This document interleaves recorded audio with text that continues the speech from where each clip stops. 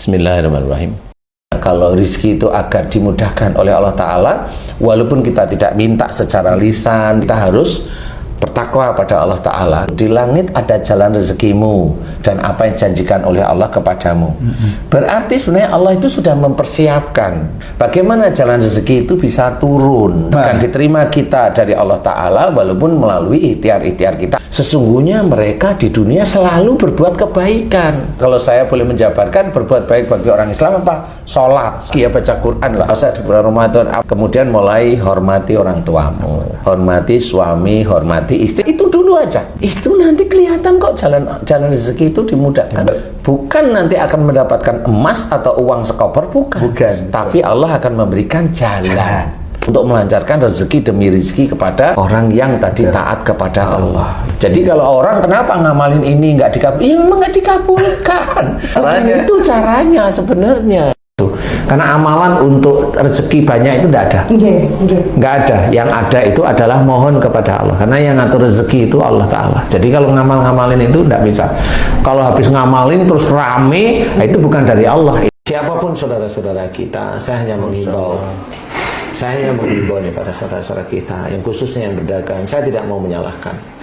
Saya hanya berkata, pernahkah meminta penglaris pada orang, siapapun orangnya, mau orang pintar kek atau para kiai kek, siapa yang minta penglaris?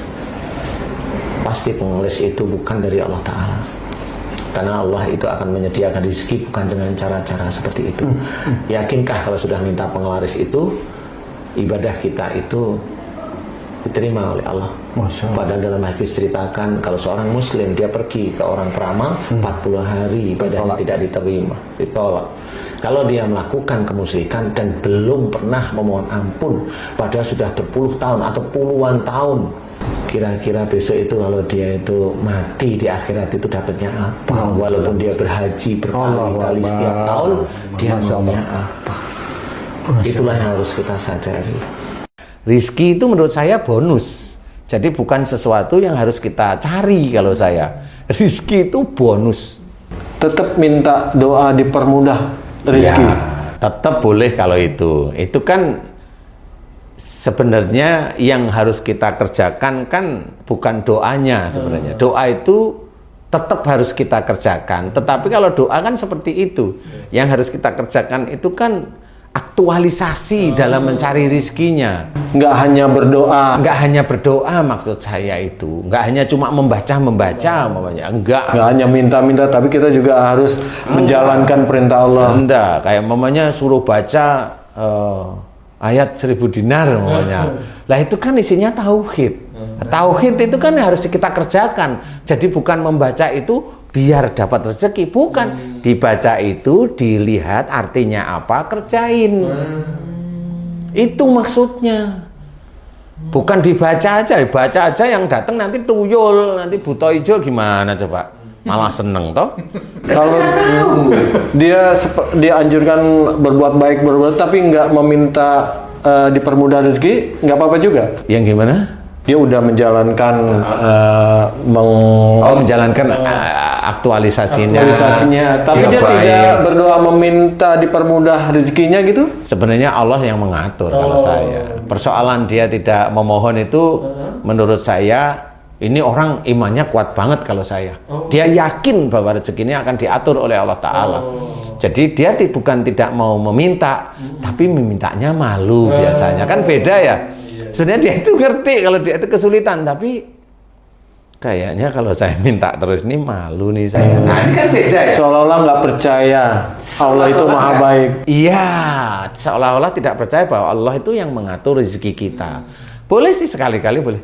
Ya Allah, saya sudah kerja, mudah-mudahan Kau berikan rezeki yang halal thayyib yang berkah. Amin, cukup. Udah. Jadi kesannya itu kayak doa itu enggak berjam-jam gitu. Kadang-kadang kan harus yang jauh dekatkan, yang di bawah naikkan gitu, yang di atas turun. Itu juga kadang-kadang nggak bingung, tapi ikut aja juga. Boleh itu kan. Atau minta nggak ngerjain apa-apa, nggak tahu malu berarti itu. Padahal yang dikerjain ya itu aja gitu loh. Boleh, makanya yang harus kita kerjakan itu adalah bagaimana caranya Allah itu lebih dekat kepada kita. Jadi bukan digedekan keinginan kita.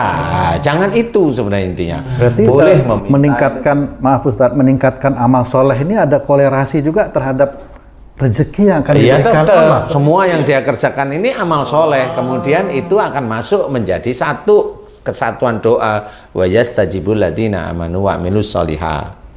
Jadi artinya adalah dan Allah akan mengabulkan doa orang yang beriman serta mengerjakan amal soleh. Nah, ayat ini menurut saya pas untuk dipergunakan semua orang muslim. Bukan yang ud'uni astajib lakum. Nah, kalau itu kan langsung menurut saya mengerikan ya. Mintalah kepadaku, kata Allah, dan aku akan kabulkan. Itu ngeri kalau saya. Jadi ngerinya gimana? Nanti para ibu-ibu minta suaminya nggak nikah lagi, dikabulkan, kan gitu. Nanti orang muslim, kan gitu. Orang muslim berdoa minta diberi kaya semua. Yang dulunya petani minta kaya akhirnya, kan gitu. Kaya semua, mana yang mau macul ladang kan nggak ada, kan gitu ya. Semuanya kaya semuanya. Loh, kaya kan melalui pekerjaan. Nah, kalau sudah mulai turun seperti itu, ya tersenyum saya. Nah, di pekerjaan apa sekarang? Pekerjaanmu satu di dunia atau banyak di dunia? Banyak di dunia, ya itu saingan namanya. Kalau saingan, pasti ada saingan, nggak mungkin kamu bisa kaya langsung. Nah, itu harus paham. Kemudian orang muslim nggak ada yang sakit. Orang muslim kalau dengan doa itu nggak ada yang sakit. Pengen sehat semua. Bukan pengen sehat. Kasih sehat ya Allah, sehatkan saya, sehat. Dan orang muslim nggak ada kuburannya. Hidup 1000 tahun ya. Lo kan gitu, cara berpikir real sederhana itu begitu. Orang muslim nggak ada yang mati, nggak ada kuburannya, mau minta hidup terus. Dia punya anak sampai hidup terus. Nah, makalah di situ itu harus berpikir, ya kan? Kalau wah itu nanti dikabulkan di dunia, nanti dikabulkannya di akhirat. Ada tambahan satu lagi, boleh ya sih, jika dia masuk surga. Nah itu aja. Kalau saya boleh itu dipakai. Makanya yang lebih tepat ayatnya insya Allah itu yastajibul ladzina amanu wa amilus sholihat. Jadi cukup kalau memang kalau memang kita itu dalam bekerja menjalankan ibadah-ibadah pada Allah Ta'ala kuat, sama-sama kuat, tapi niatnya satu lillahi ta'ala, yakinlah bahwa Allah itu nanti yang akan mengatur rizki-rizki kita. Yakin aja. Tapi kalau momennya yakin Allah itu pasti memberi rezeki, tapi kelihatan nafsu, ya sampai kapan ya nggak bisa, ya sampai segitu-gitu aja. Ya begitu-begitu aja, karena yakinnya dia hanya nafsu, bukan yakinnya dia itu karena dia dekat sama Allah. Orang yang dekat sama Allah Ta'ala itu bilang yakin kalau Allah itu akan memberi rezeki pada kita, itu biasanya nggak terucap. Dia hanya yakin di dalam hati pasti Allah akan memberikan terus-menerus rezeki kepada saya. Itu cukup, tapi tidak diucapkan. Karena itu menjadi malu istilahnya. Seseorang itu menjadi malu. Jadi insya Allah seperti itu. Bagaimana nanti orang itu benar-benar akan dimudahkan rezekinya oleh Allah Ta'ala, halal, thayyib, dan berkah, itu memang dari situ. Jadi bisa aja seorang muslim itu mendapatkan istijrat. Istijrat itu ya hartanya ya walaupun dia itu sholatnya amburadul, ya dia kaya aja. Jadi jangan bilang bahwa orang muslim itu pasti halal, thayyib, dan berkah. Dan masuk surga. Dan masuk surga itu nanti dulu kalau saya ya, nanti dulu, karena kita tidak tahu. Karena untuk masuk surga itu susah. Karena tidak hanya di titik sholat, di titik kerjaan pun orang itu akan dinilai oleh Allah Ta'ala. Bagaimana dia dengan bawahan, bagaimana dengan ini. Kemudian di titik dia itu di jalan dinilai oleh Allah. Di titik dia di rumah dinilai oleh Allah Ta'ala. Di titik dia itu beribadah dinilai oleh Allah Ta'ala. Di titik dia di pengetahuan agama dinilai. Tapi tidak pengetahuan agama yang dinilai. Yang dia kerjakan.